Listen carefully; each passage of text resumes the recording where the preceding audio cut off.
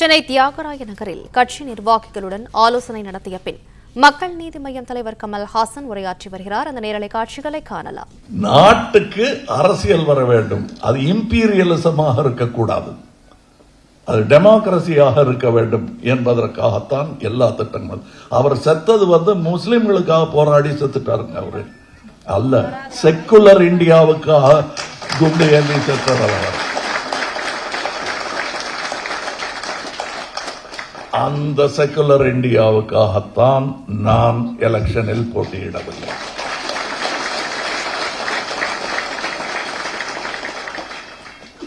அவ்வளவுதான். எங்க வீட்டு பழைய பொருள்களை எல்லாம் போட்டோ எடுத்து ஒரு பத்திரிகையில் போட்டிருக்காங்க.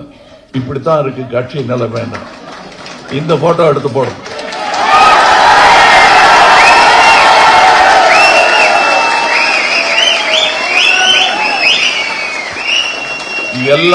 எல்லார் வீட்டிலையும் பழைய பொருட்கள் இருக்கும்.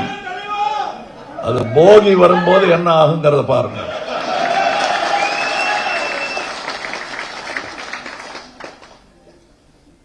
இப்ப இதெல்லாம் நீங்கள் குதூகலமான மூட்ல தான் இருக்கீங்க. இது பல பேருக்கு மன வருத்தங்கள் இருக்கலாம்.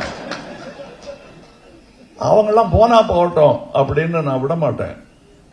நீ போ, ஆனா திரும்பி வரணும்.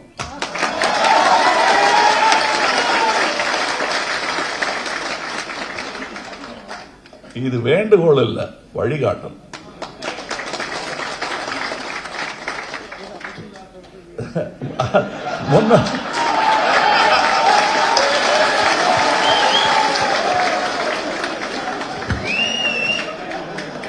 இல்ல, ஏன் அப்படின்னா வழி தெரியாம தொலைந்து போ என்று நான் சொல்லவே மாட்டேன்.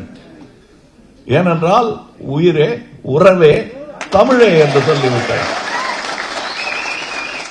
ஆனா அதே தமிழில் சொல்லுகிறேன். எங்கிருந்தாலும் இந்த சித்தாந்தத்தின் உண்மை அடித்தளம் பொழிப்புரை உங்களுக்கு புரியும் போது வருவீர்கள்.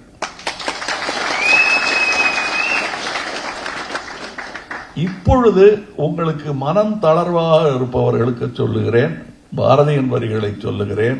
1000 உண்டுங்க சாதி, அதில் அந்நியர் வந்து புகழ் என் அந்நியர். அப்ப சாதி இருக்குன்னு ஒத்துக்கிறியா? ஒத்துக்கிறேன். அதான் என் முதல் எதிரின்னு சொல்லிட்டேன்னு. அதை நீ ஸ்தாபிதப்படுத்த வராத. மறுபடியும்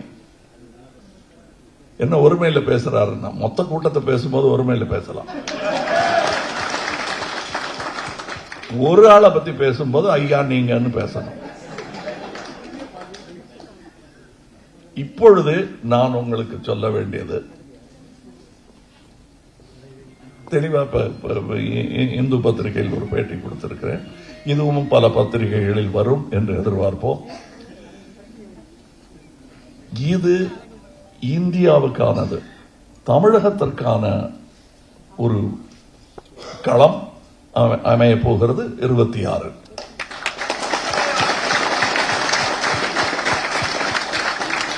இதில் நான்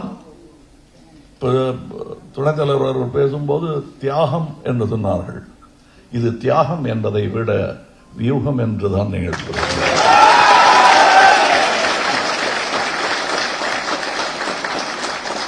காரணம், எந்தெந்த ஏரியா எனக்கு கொடுக்கப்படும் என்று பயந்து கொண்டிருந்தார்களோ அவர்களுக்கெல்லாம் நான் பிரச்சாரத்துக்கு போறேன். அது கண்டிப்பா எனக்குத்தான் வரும் என்று அவர்களுக்கு தெரிந்த பிறகும் இது ஏதாவது பேசி கெடுத்துடக்கூடாது, என்ன ஆக போதோன்னு கையை உதறிட்டு இருந்தவங்களுக்கெல்லாம் நான் பிரச்சாரத்துக்கு போறேன்.